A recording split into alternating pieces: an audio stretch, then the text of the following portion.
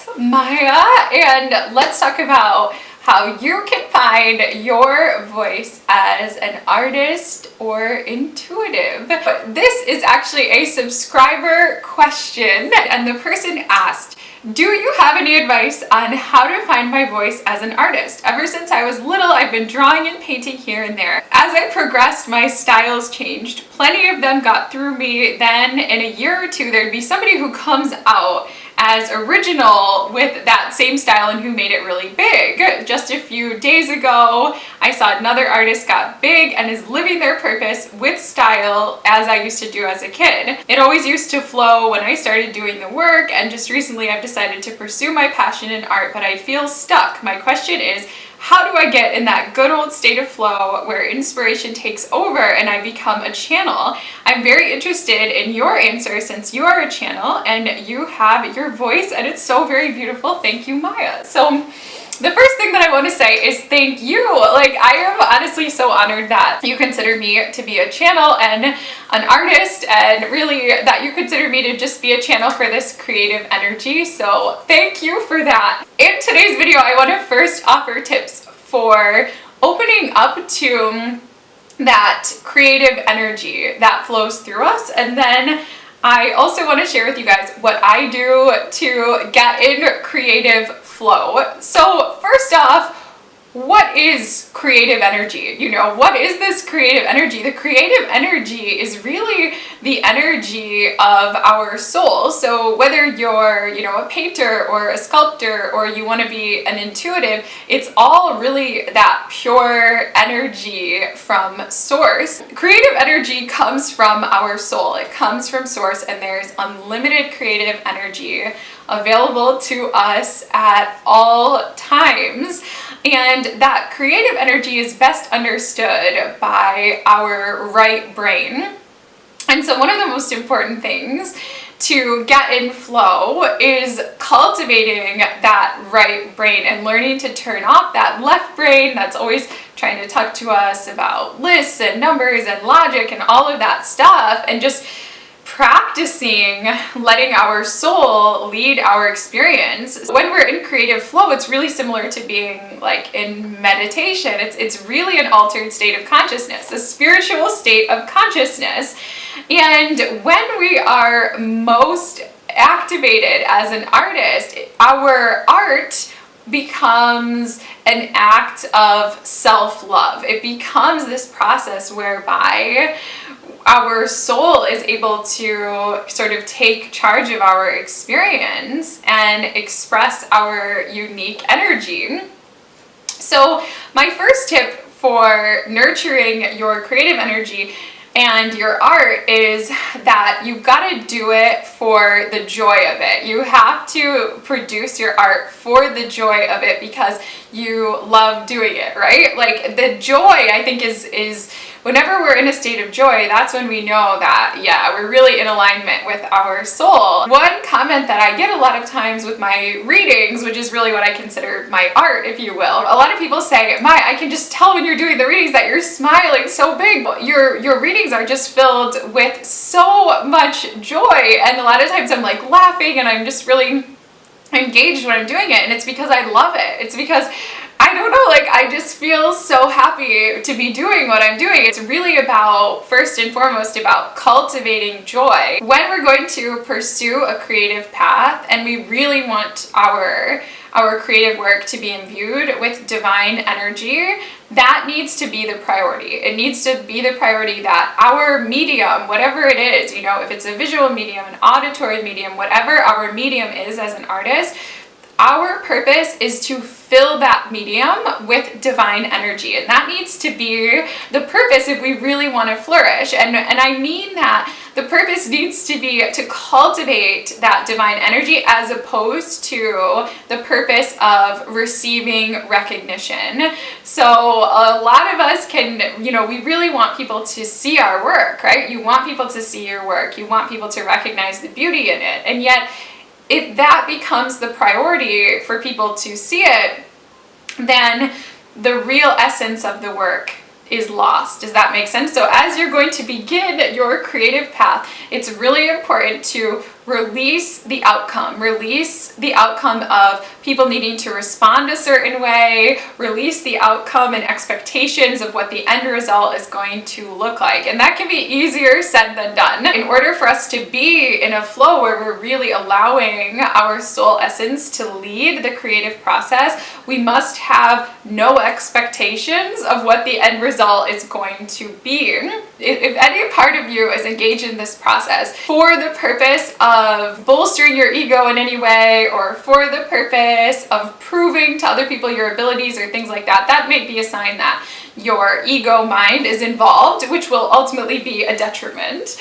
So before you begin your creation, whatever it is, if it's a reading or if it's an art medium, is you want to ask a higher power, whether your direct soul energy or whatever higher power that you believe in, ask the higher power to flow through you. You know, please help me at this time. Please help my logical mind to step away as I allow myself to be a pure channel for this loving energy. You know, you could say, I would like to now to open up to being a pure channel of love, or a pure channel of joy, or whatever it is, magnificence, radiance, whatever it is that you would like to embody. Or I would like now for my soul to totally take over. I would like to be a channel for the highest energy of my higher self, my soul at this time. I feel like this is really important to getting in that creative flow. Even just saying it now, just for the video, I feel like, whew, okay, like it's happening. When you're doing your work, do not compare yourself to others. You guys, like, I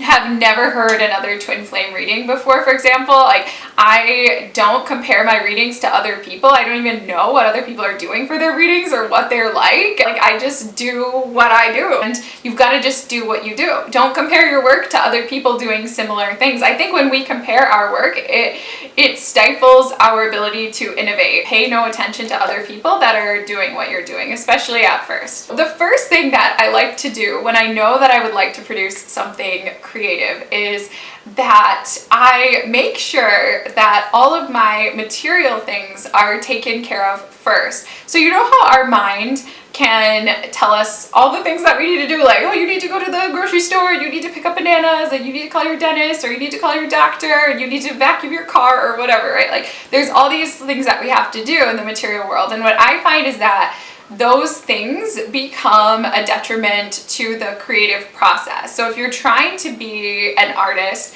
and you're trying to be an intuitive, or you're trying to do creative work, it's about making sure that that stuff is taken care of, so that you don't have to worry about it, so that, you know, there's nothing else, there's no other distractions, there's nothing else that you need to worry about. So it's so funny, but like a lot of times before I'm about to go into a channeling state, like before I'm about to do my readings, I always wish that I could just do them, you know, like just jump in and just do them.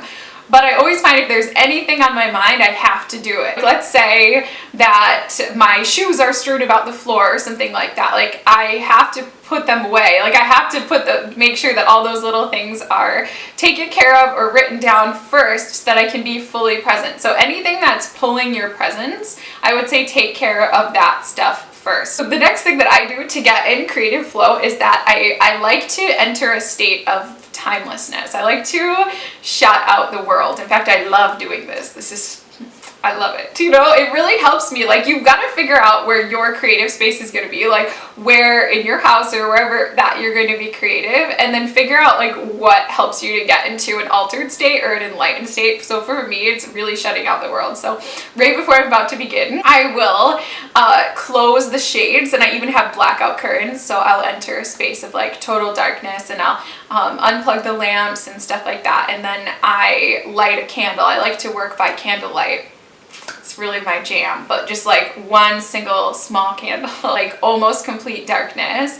And I don't like noise as a distraction either, because essentially what I'm trying to do is I'm trying to step into just a complete blank space, so that my creative energy can fill that space in my creative vision. Oh yeah, I'll also then turn on a fan, or if you have like a noise maker or something, like some sort of sound, I feel like that can be really helpful. And so I just turn on a fan on low to just drown out all of the noise. The goal is to sort of alter your brainwave, so that instead of being in that delta state that we're in usually as we walk throughout the world, that you're in like more of an alpha state or a theta state.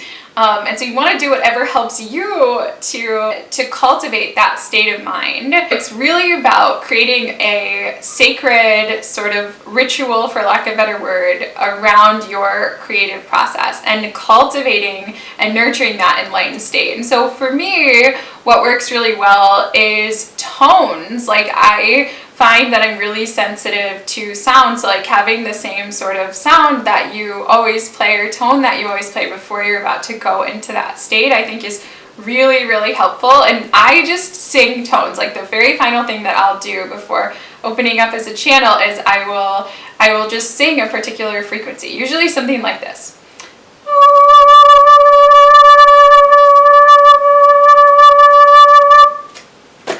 I don't know how that sounds to you guys, but like, it activates something in my awareness. And like, I usually only sing that tone like right before I'm about to do a reading, because it affects my consciousness. I also find that sound, like healing music, is really helpful. I have some that I was listening to before I started filming today, in the background.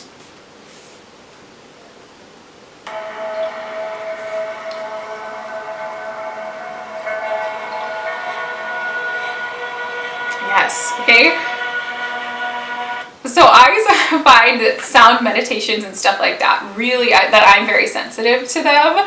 But I think, you know, for you, you've got to find what works for you. Maybe it's like a particular scent of incense or something like that that helps you to enter into that state. Working with like the Silva method or a particular meditation method that helps you to enter into that state where your logical mind is able to step back. That's really what you really want to do. As I'm going into doing my work, it's always the case that I always set the intention to serve. You know, it's not about setting the intention to be recognized for my work. It's not like, oh, I hope this video will become really popular, or, you know, I hope that this person will think that I'm the best psychic in the world or whatever. Like, being a channel, it has nothing to do with any recognition that you get for your work. It absolutely has nothing to do with you. This is a divine process, right? And so rather, my intention is that the work that I produce may be filled with the highest possible energies. And I really usually say, like, may this,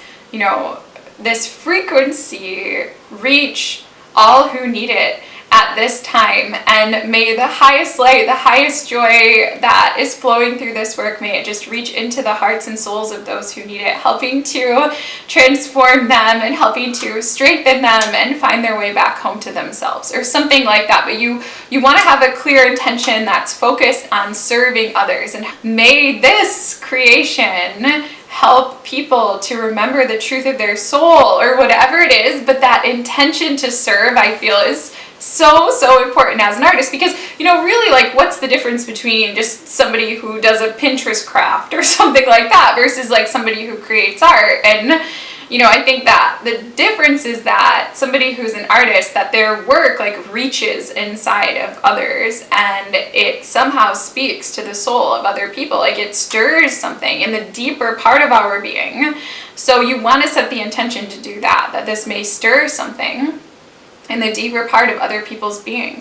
And then you must begin. Then you must begin creating. You know, that's when I will usually begin. And during the creative process, again, it's about allowing your sort of right brain to lead the process, and as much as possible ignoring, or, you know, ideally not having any interference from your ego mind. It's about putting down or putting into your medium whatever comes through.